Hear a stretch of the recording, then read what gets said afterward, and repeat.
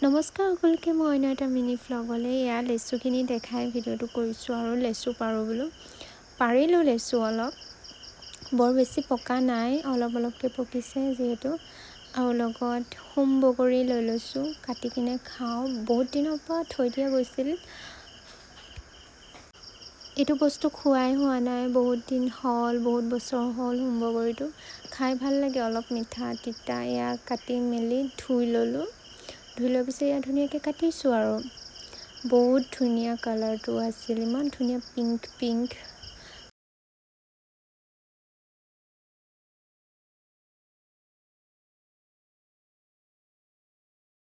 এয়া মোৰ বগৰীখিনিও লাহেকৈ কাটি হৈ গ'ল। লেচু গুচাই লৈছোঁ কেইটামান।